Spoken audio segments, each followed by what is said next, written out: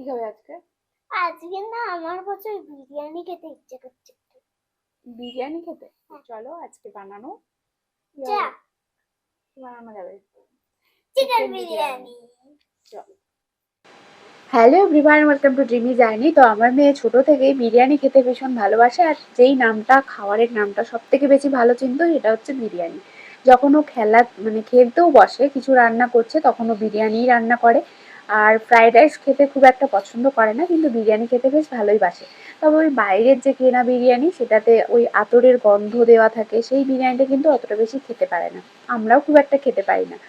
কিন্তু যেটা বাড়িতে বানানো হয়, যেটা আমি বানাই, সেটাতে অত আতর মেশানো থাকে না। নর্মাল বিরিয়ানি বানানো হয়, যে বিরিয়ানি মশলাটা দিয়ে শুধু জাস্ট বিরিয়ানি বানানো হয়, সেই বিরিয়ানিটা খেতেও ভীষণ ভালোবাসে।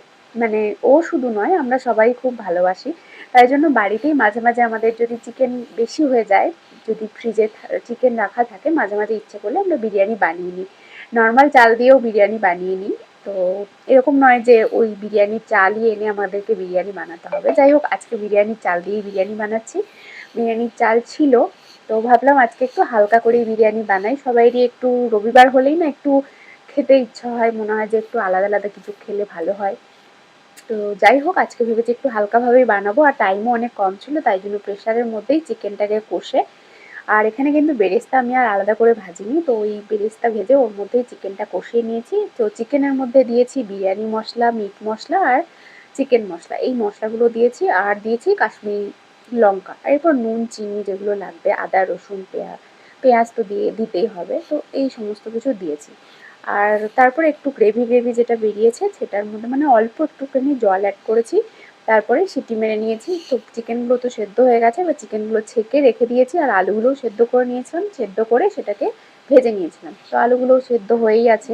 তো চিকেনও রেডি, ভাতও রেডি, আলুও রেডি। এরপর সব কিছু একসাথে দিয়ে দিলাম, মানে চিকেন আর আলুটাকে একটু ছেঁকে রেখেছিলাম, তারপরে ওই ঝোলটা যেটা ছিল গ্রেভিটা, তার মধ্যে ভাতগুলো দিয়ে দিলাম, তার মধ্যে এবার ওপর থেকে যেই যা যে জিনিসগুলো ছিল সেগুলো চাপিয়ে দিলাম, আর কিছু লঙ্কা অ্যাড করলাম, আর ওপর থেকে একটু ঘি অ্যাড করলাম। ও হ্যাঁ, ভাতটা যখন করেছিলাম না, তখনই আমি ওখানে নুনটা অ্যাড করে দিয়েছিলাম, মানে পরিমাণ মতো নুনটা ওখানে অ্যাড করে দিয়েছিলাম। এরপর যদি নুন কম হয় তাহলে ওপর থেকে একটু ছড়িয়ে দেওয়া যেতে পারে।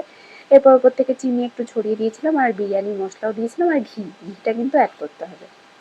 ওই ঘিটা যতটা বেশি অ্যাড করা হবে, ঘিটা আর কি মশলার সাথে মিশে, ভাতের সাথে মিশে একটা দারুণ ব্যাপার তৈরি হবে।